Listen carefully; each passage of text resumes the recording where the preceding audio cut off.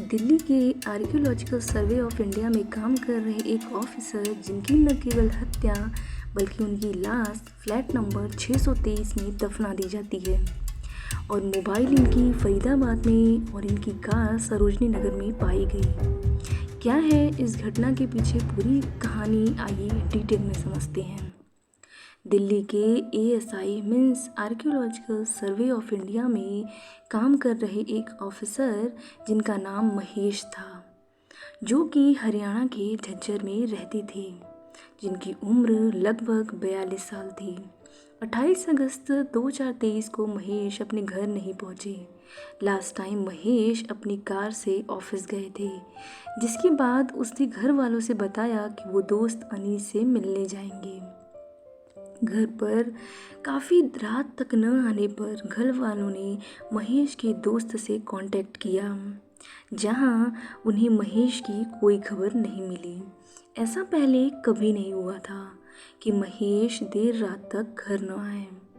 जिसके बाद महेश के घर वाले पुलिस स्टेशन जाकर कंप्लेन करते हैं। पुलिस के द्वारा महेश के मोबाइल की डिटेल निकाली जाती है, जिससे पता चलता है कि महेश की लास्ट लोकेशन फरीदाबाद की थी। पुलिस ने परिवार वालों से पूछा कि क्या आपका कोई रिश्तेदार या कोई दोस्त फरीदाबाद में रहता है। परिवार वालों ने बताया कि उनका कोई भी रिश्तेदार या जानने वाला फरीदाबाद में नहीं रहता है। जिसके बाद पुलिस ने महेश के ऑफिस जाकर सबसे पूछताछ करती है, जहां पुलिस को महेश के बारे में कोई क्लू नहीं मिलता। तभी लोकल पुलिस से पता चलता है कि महेश की गाड़ी दिल्ली के सरोजनी नगर में खड़ी है। साथ ही उन्हें ये भी पता चलता है कि महेश के व्हाट्सएप पर स्टेटस लगा है, जिसमें लिखा था कि 65 लाख का कर्ज है मुझ पे, मैं दे दूंगा पैसे, मेरे घर परिवार वालों को कोई तंग ना करे, मैं जल्द ही आ जाऊंगा। इधर पुलिस घर वालों से 65 लाख के कर्ज के बारे में पूछती है, तो घर वालों ने कहा कि बेतुकी बातें हैं, महेश पर कोई कर्ज नहीं था और महेश ने आज तक कभी स्टेटस नहीं लगाया था। इधर महेश गायब है और उसकी मोबाइल पर स्टेटस लगा है और उसकी मोबाइल की लास्ट लोकेशन फरीदाबाद में बता रही है। वहीं दूसरी तरफ उसकी गाड़ी सरोजनी नगर में खड़ी है। यह केस बहुत ही अटपटा था। पुलिस दोबारा दफ्तर गई और पूछताछ की और लगभग सारे एम्प्लॉय की डिटेल निकाली कि कौन कहाँ था उस तारीख को। तभी ऑफिस में काम कर रहे क्लर्क अनीस से पूछताछ की गई। अनीस और महेश की अच्छी दोस्ती थी। अनीस की उम्र 24 साल थी। दोनों अलग अलग पोजीशन और उम्र के होने के बावजूद इनका एक साथ खाना पीना बैठना उठना काफ़ी होता था। पुलिस को यह बात पहले से पता थी कि अनीश और महेश अच्छे दोस्त थे। पुलिस द्वारा पूछने पर कि महेश कैसे इंसान थे, अनीस ने बताया कि लोगों से पैसे लेकर सरकारी नौकरी लगवाते थे। एक बार महेश कई लोगों से पैसे लिए जॉब लगवाने के लिए, और जिस आदमी को दिए पैसे 65 लाख, वो पैसे लेकर भाग गया। वो बहुत परेशान थे इस बात को लेकर। केवल अनीस ने 65 लाख वाली बात अब तक करी थी और इस बात का जिक्र अब तक किसी ने नहीं किया था। और अनीश ही लास्ट शख्स था जिससे महेश मिला था। साथ ही इसी दौरान पता चलता है कि महेश के अकाउंट से 9 लाख रुपए अनीश को ट्रांसफ़र किए गए।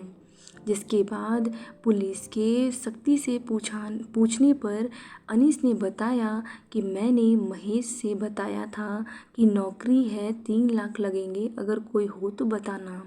इसके बाद महेश ने कहा 3 लोग हैं, जिसके बाद महेश ने अनीश को 9 लाख रुपए दिए। काफ़ी दिनों के इंतज़ार के बाद भी नौकरी नहीं लगी। तब महेश ने अनीस से कहा कि मेरे पैसे वापस कर दो, लेकिन तब तक अनीस वह पैसे खर्च कर चुका था। अब अनीस और महेश के बीच पैसे को लेकर अक्सर बहस हुआ करती थी, जिससे अनीस काफ़ी परेशान हो गया था। और अनीस की गर्लफ्रेंड भी अनीस के ऑफिस में काम किया करती थी। अनीस ने अपनी गर्लफ्रेंड को महेश से मिलवाया था। जिसके बाद महेश अनीस की गर्लफ्रेंड को पसंद करने लगा था और अनीस के गैरहाजिरी में महेश अनीस की गर्लफ्रेंड को घुमाने ले जाया करता था। जब अनीस को इन सब बातों का पता चला तब अनीस के मन में महेश के लिए और भी नफरत हो गई। अनीस और महेश के बीच इन बातों को लेकर बहस अक्सर हुआ करती थी, जिसके बाद अनीस ने महेश को मारने का प्लान बनाया। उसने यह प्लान काफ़ी डिटेल में बनाया, जिसके बाद सबसे पहले 27 अगस्त को अनीस 5 दिन की छुट्टी लेता है। ऑफिस से छुट्टी लेने के बाद वह हरियाणा के सोनीपत में चला जाता है। हरियाणा के सोनीपत में अनीस का घर था। 28 अगस्त को अनीस ने महेश को कॉल किया कि तुम RK पुरम वाले घर में 12:30 बजे तक आ जाओ और अपने 9 लाख रुपए ले लो। यह कॉल उसने व्हाट्सएप से की थी ताकि ये कॉल डिटेल निकालने पर न आए। जिसके बाद वह अपना मोबाइल सोनीपत रखकर वहाँ से दिल्ली के लिए निकला। लगभग 11-12 बजे और मार्केट से पॉलीथीन और फावड़ा भी खरीद कर RK पुरम वाले घर में पहुंचा। अनीस RK पुरम सेक्टर 2 में रहा करता था, जहां महेश के घर आने पर फिर से दोनों में सारी बात को लेकर बहस होता है। जिसके बाद अनीस ने पीछे से महेश के सर पर मारा और तुरंत महेश की मौत हो गई। इसके बाद ब्लड साफ करके वह पॉलीथीन में लाश को डालकर सारा घर साफ किया और साथ ही इसने महेश के व्हाट्सएप पर स्टेटस लगाया कि उसके ऊपर 65 लाख का कर्ज है और घर का AC ऑन करके ताला बंद करके वहाँ से निकल गया। महेश के पास 2 फ़ोन थे, जिसको लेकर वह फरीदाबाद ले जाता है और वहाँ मोबाइल ऑन करता है। कुछ देर तक वहाँ रुकने के बाद मोबाइल को ऑफ करके झाड़ी में फेंक देता है ताकि महेश की लास्ट लोकेशन फरीदाबाद की बताए। मोबाइल को फेंकने के बाद वह गाड़ी सरोजनी नगर में खड़ा करके फिर अपने घर सोनीपत चला जाता है और 29 अगस्त को एक बार अपना मोबाइल फिर सोनीपत में रखकर अपने घर RK पुरम जाता है। सब चेक करता है क्योंकि इसके एक दिन पहले महेश के घर वालों का कॉल आता है। वे महेश के बारे में पूछ रहे होते हैं, जिसके बाद इसे डाउट होता है कि कहीं वे मेरे घर ना पहुंच जाएं। फिर वह ऑफिस जाकर अपने एक दोस्त से मिलता है जिसका सेक्टर 6 हाउस नंबर 623 का क्वार्टर था, जो कि अक्सर खाली रहा करता था क्योंकि उसमें मरम्मत का काम कराना था।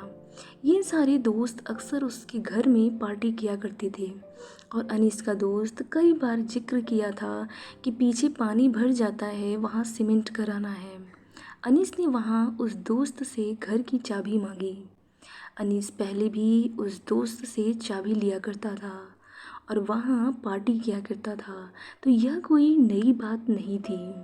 दोस्त से चाबी लेने के बाद अनीस उस चाबी की डुप्लीकेट चाबी बनवाता है और अपने दोस्त को चाबी रिटर्न कर देता है और रात में RK पुरम जाकर कार की डिक्की में लाश को रखकर उसी दोस्त के घर जाता है और वह पीछे आंगन में गड्ढा खोदता है और महेश की लाश को दफना देता है और वापस सोनीपत चला जाता है। उसे लगा कि दोस्त कभी कभार उस घर में जाता है, कहीं उसे गड्ढा देखकर डाउट ना हो।